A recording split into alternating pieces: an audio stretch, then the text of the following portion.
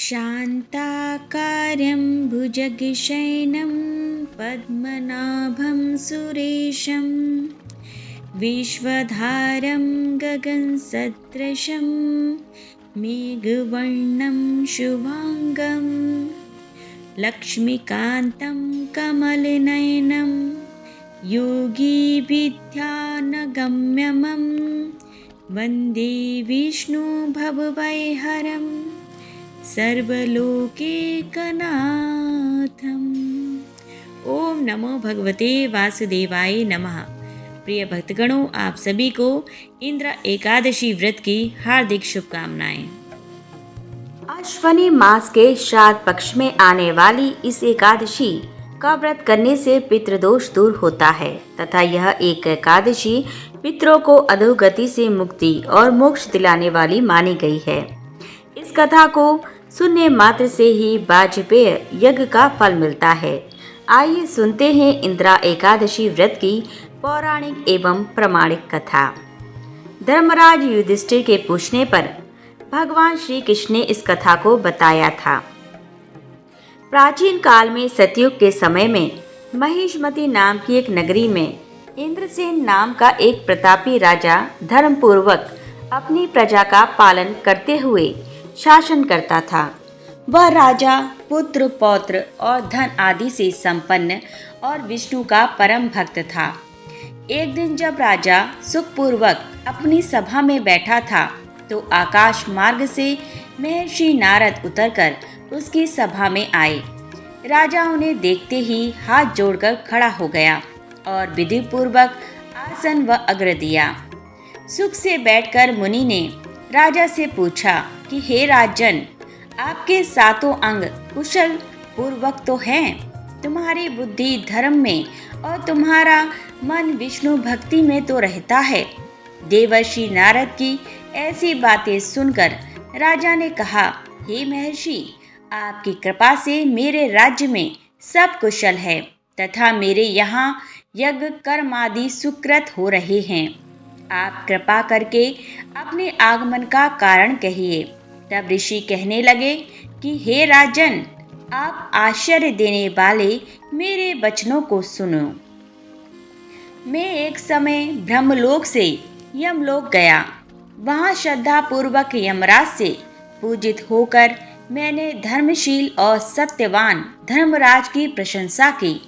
उसी यमराज की सभा में महान ज्ञानी और धर्मात्मा तुम्हारे पिता को एकादशी का व्रत भंग होने के कारण देखा।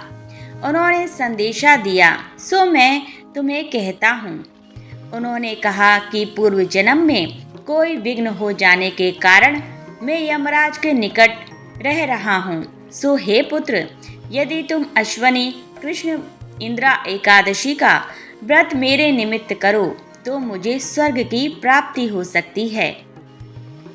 इतना सुनकर राजा कहने लगा कि हे महर्षि, आप इस व्रत की विधि मुझसे कहिए।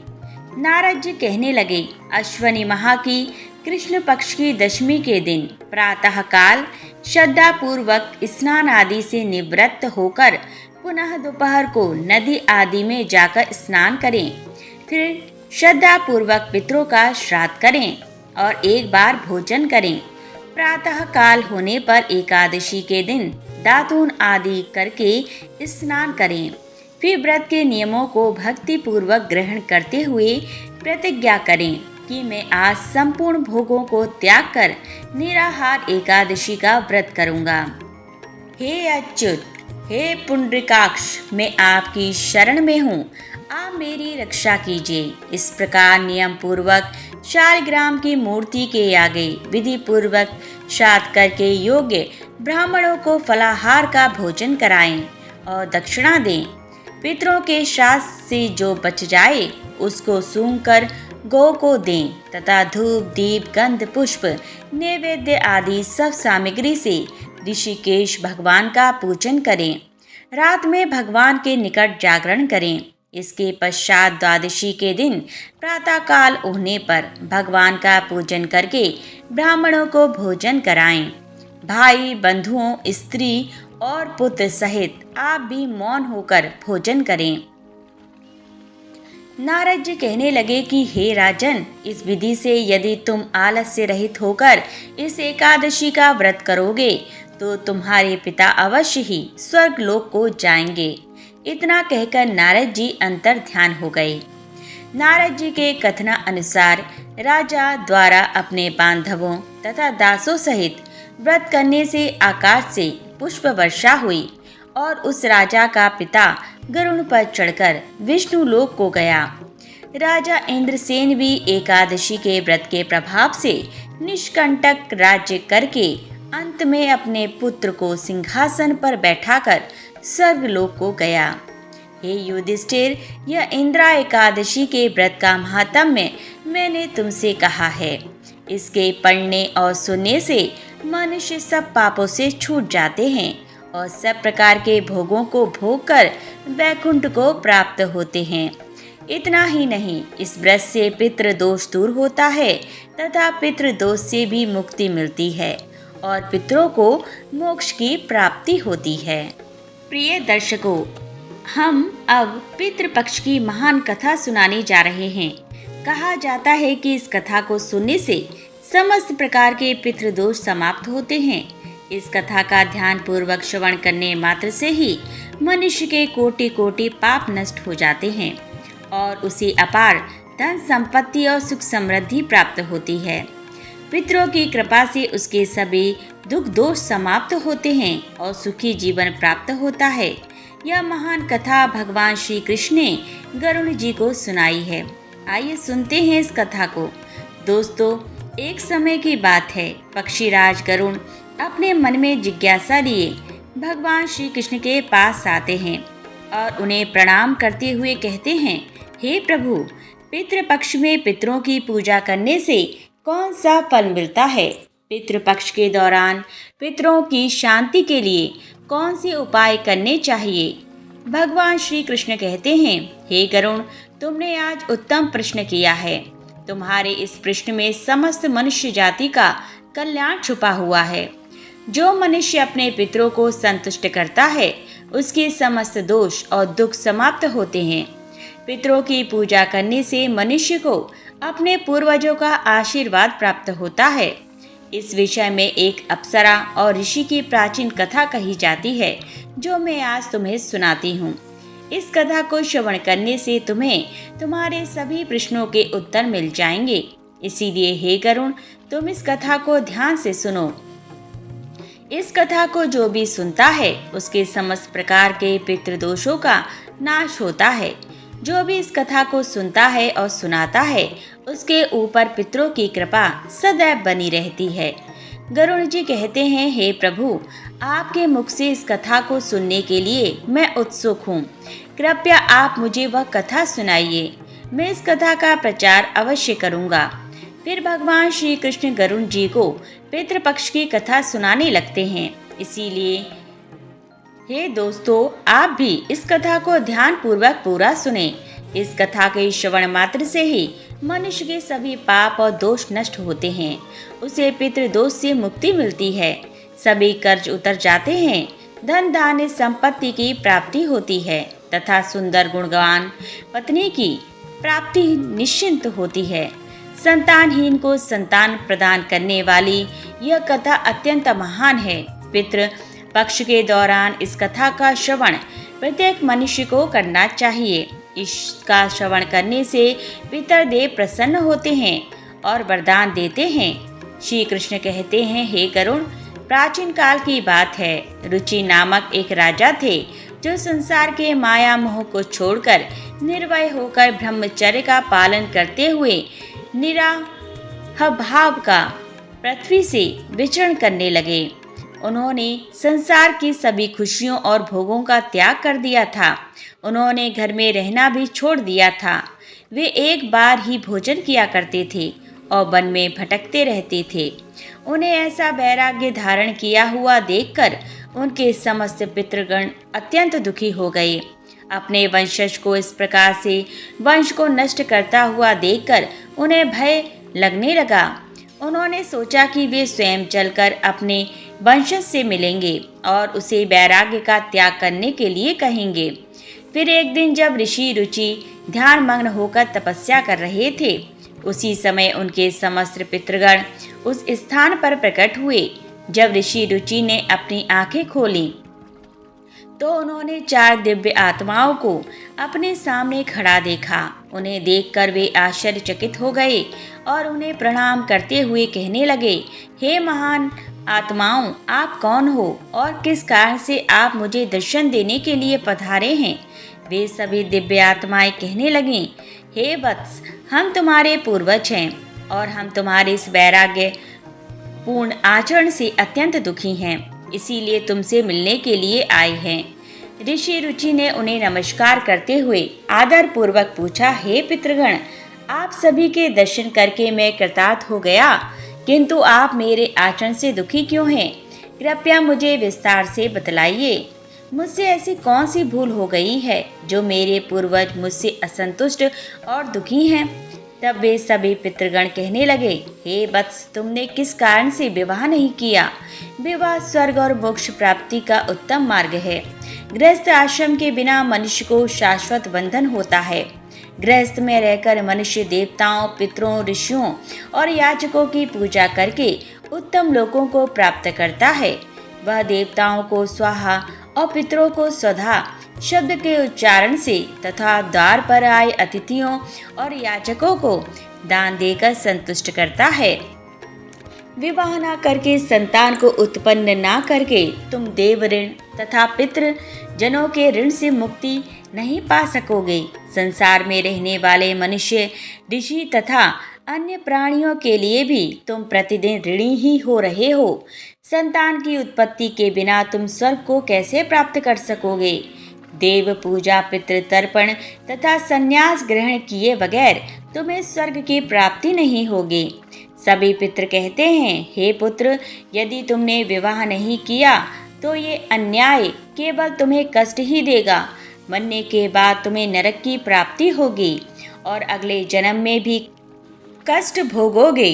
फिर ऋषि ने अपने पितरों से कहा, हे पितरों, जीवन में विवाह करना अत्यंत दुखदायक है। इससे पाप का संग्रह होता है और अंतकाल में यह अधोगति प्रदान करता है। इसी विचार से मैंने स्त्री के साथ विवाह नहीं किया।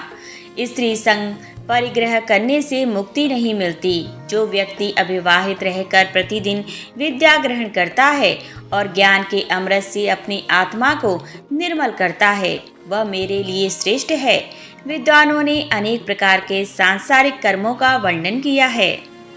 इसीलिए मनुष्य को अपने इंद्रियों पर संयम रखकर तत्व ज्ञान के जल से आत्मा को शुद्ध करना चाहिए। फिर पितरों ने कहा, हे वत्स, इंद्रियों को वश में रखकर ज्ञान के द्वारा आत्मा को निर्मल करना चाहिए। तुम्हारा यह कथन उचित ही है, किंतु यह कल्याण का मार्ग नहीं है जिस पर तुम चल रहे हो।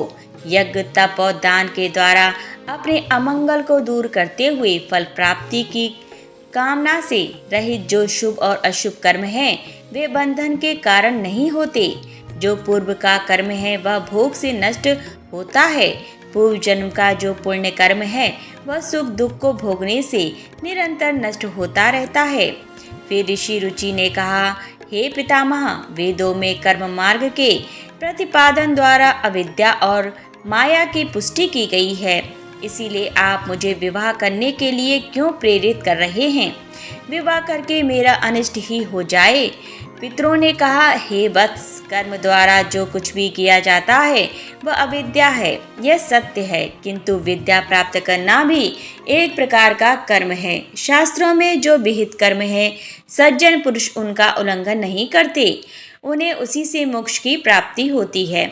शास्त्रों में पुरुष को विवाह करने की आज्ञा दी गई है। विवाह न करने पर पुरुष को मुक्ति नहीं मिलती है। संतान के बिना उसे मोक्ष नहीं मिलता है। संतान के द्वारा किए गए अच्छे कर्म से ही उसे मोक्ष मिलता है। इसीलिए हे पुत्र, तुम विधि पूर्वक विवाह करो।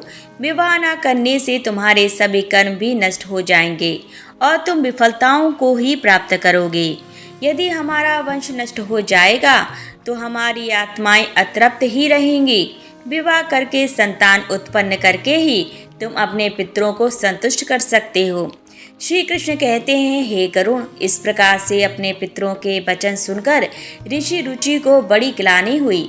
उन्हें विवाह करने का निश्चय किया। फिर ऋषि रुचि ने अपने पितरों से कहा, हे पितृगण, अब तो मैं बूढ़ा हो गया हूँ, कौन मुझे अपनी कन्या प्रदान करेगा? वैसे भी मुझ जैसे वृद्ध व्यक्ति के लिए विवाह करना अत्यंत कष्ट साध्य है। फिर पितरों ने कहा, हे वत्स, यदि तुम हमारे वचनों का पालन नहीं करोगे तो निश्चय ही हम सभी पितरों का पतन हो जाएगा और तुम्हारी अधोगति हो जाएगी। इतना कहकर सभी पितृगण अदृश्य हो गए। श्री कृष्ण कहते हैं, हे गरुण, पितरों के द्वारा ऐसे वाक्य सुनकर ऋषि रुचि मन ही मन अत्यधिक व्याकुल हो उठे। अपने पितरों की मुक्ति के लिए विवाह करने का विचार करते हुए वे कन्या की खोज में पृथ्वी लोक पर विचरण करने लगे, किंतु उन्हें कहीं भी कन्या की प्राप्ति नहीं हो सकी। अपने पितरों के वचनों को बार बार मन में सोचते हुए वे चिंताग्रस्त होकर सोचने लगे, मैं क्या करूं, कहाँ जाऊं? मेरे पितृगणों को मुक्ति दिलाने के लिए कौन सी स्त्री मुझसे विवाह करेगी? इस प्रकार देर तक विचार करने के बाद ऋषि रुचि ने ब्रह्मा देव की तपस्या करना शुरू कर दिया।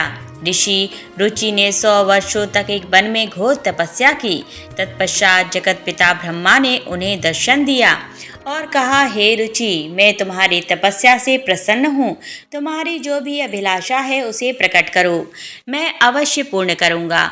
तब ऋषि रुचि ने ब्रह्मदेव को प्रणाम किया और कहा, हे परमपिता, मेरे पितरों ने मुझे संतान उत्पन्न करने के लिए कहा है, किंतु इस समय मुझे विवाह के लिए कोई कन्या दिखाई नहीं पड़ रही है। इसीलिए कृपया आप मुझे कन्या प्रदान करें, जिससे विवाह करके मैं संतान प्राप्त कर सकूं। इस पर ब्रह्मदेव ने कहा, हे विप्र, तुम संसार के प्रजापति हो जाओगे। तुम्हारे द्वारा प्रजा की सृष्टि होगी। तुम्हारे पितरों ने कहा है कि तुम्हें स्त्री से विवाह करना चाहिए। इस अभिलाषा को मन में रखते हुए तुम्हें पितरों की पूजा करनी चाहिए। वे प्रसन्न होकर तुम्हारी इस कामना को पूर्ण करेंगे और तुम्हें उत्तम स्त्री की प्राप्ति होगी। इस प्रकार कहकर ब्रह्मदेव अंतर्ध्यान हो गए। ब्रह्मा जी के वचन सुनकर ऋषि रुचि ने पुनः अपने पितरों को प्रसन्न करने का निश्चय किया। फिर ऋषि रुचि नदी के तट पर पहुँचे और एकांत में उन्होंने अपने पितरों का तर्पण करके उन्हें संतृप्त किया। तत्पश्चात एकाग्रचित होकर वे भक्तिपूर्वक अपने पितरों की स्तुति करने लगे। श्री कृष्ण कहते हैं, हे गरुण, ऋषि रुचि ने अपने पितरों के लिए जो स्तुति की उसे प्रत्येक मनुष्य को ध्यान से सुनना चाहिए। यह स्तुति सब दुख और दोषों को नष्ट करने वाली है। जो केवल एक बार इस स्तुति को सुनता है उसके अनेक पाप नष्ट होते हैं और उसे पितरों का आशीर्वाद प्राप्त होता है। इसीलिए तुम इस स्तुति को ध्यान से सुनो, तभी यह कथा सुनने का फल प्राप्त तुम्हें होगा। महात्मा रुचि इस प्रकार स्तुति करने लगे। जो अधिदेवता के रूप में विद्यमान रहते हैं और जो श्राद्ध के अवसर पर देवताओं से स्वधा द्वारा तृप्त किए जाते हैं, उन सभी पितृगणों को मैं नमस्कार करता हूँ। स्वर्ग रोग में अवस्थित महर्षिगण भुक्ति मुक्ति की कामना से मानसिक श्राद्ध द्वारा जिन्हें भक्ति पूर्वक तृप्त करते हैं, उन सभी पितरों को मैं प्रणाम करता हूँ। अग्नि, स्वाहा, बर्षद, आज्य और सोमपति गण हैं, वे सभी इस श्राद्ध में मेरे द्वारा संतृप्त होकर तृप्ति को प्राप्त करें। अग्नि, स्वाहा पितृ मेरी पूर्व दिशा की रक्षा करें। पार्षद नामक पितृगण सर्वदा मेरी दक्षिण दिशा की रक्षा करें। आज्ञा पितृजन पश्चिम दिशा की तथा सोम पितृगण उत्तर दिशा की रक्षा करें। ये समस्त पितृजन राक्षस, भूत, पिशाच और असुर गणों के कारण उत्पन्न दोषों से नित्य सब प्रकार से हमारी रक्षा करें। विश्व मुख आराध्य धर्म धान्य शुंभानंद भूति द भूतिकृत और भूति नामक जो पितरों के 9 गण हैं तथा कल्याण और कलदराश कलता हेतु और अनग नामक जो पितरों के 6 गण कहे गए हैं और बरबरेण्य वरद तुष्टि पुष्टि विश्वपात और धाता नाम से विख्यात यह 7 गण तथा पितृगणों के पाप विनाशक जो महान महात्मा महित महिमावान और महाबल नाम से प्रसिद्ध यह 5 गण हैं। उन गणों के ही साथ सुगध धम धर्म दुरही अत्यंत प्रसन्न हो गए और उसी समय एक दिव्य तेज उत्पन्न हुआ जो आकाश मंडल में चारों ओर व्याप्त हुआ। संपूर्ण विश्व को अपने तेज से आच्छादित करने वाली उस रोशनी को देखकर ऋषि रुचि अपने घुटने पर बैठकर फिर से पितरों की स्तुति करने लगे। रुचि की स्तुति सुनकर पितृगण अत्यंत प्रसन्न हुए और वे उनके सामने प्रकट हुए। रुचि ने पुष्पगंध और अनुलेप पदार्थ का उन्हें निवेदन किया था। वे सभी पितर उन्हीं को धारण करके उनके सामने प्रकट हुए। रुचि ने भक्तिपूर्वक हाथ जोड़कर अपने पितरों को प्रणाम किया और निवेदन किया। प्रसन्न होकर पितरों ने कहा, हे पुत्र, तुम्हारी इस स्तुति से हम अत्यंत प्रसन्न हैं, इसीलिए अब तुम्हारी जो भी कामना हो वह निसंकोच होकर कहो। फिर नतमस्तक होकर रुचि ने पितरों से कहा, हे पितृदेव, ब्रह्मदेव ने सृष्टि की रक्षा करने के लिए मुझे प्रजापति बनाया है, इसीलिए मैं आपकी संतान उत्पन्न करने में समर्थ गुणवान चरित्रवान पत्नी की कामना करता हूँ। फिर पितरों ने कहा, हे वत्स, इसी स्थान पर अभी इसी क्षण तुम्हें उत्तम मनोरमा पत्नी की प्राप्ति होगी और उसी से तुम्हें पुत्र होगा। हे रुचि, वह पुत्र बुद्धिमान और बलशाली होकर रोज नाम से 3 लोकों में ख्याति प्राप्त करेगा। उसके भी अतिशय बलवान महापराक्रमी महात्मा और पृथ्वी का पालन करने वाले बहुत से पुत्र होंगे। कहकर समस्त पितृगण ऋषि रुचि को आशीर्वाद देकर उस स्थान से अंतर ध्यान हो गए।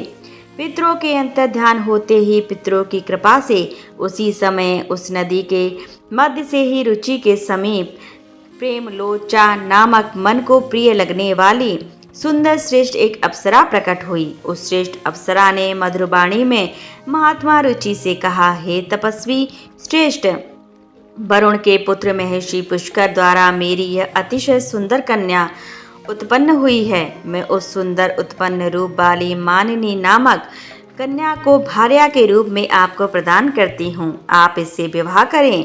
इस कन्या से आपको अतिशय बुद्धिमान मनु नामक पुत्र प्राप्त होगा। वे प्रजापति रुचि ने उस अप्सरा कन्या से विवाह किया।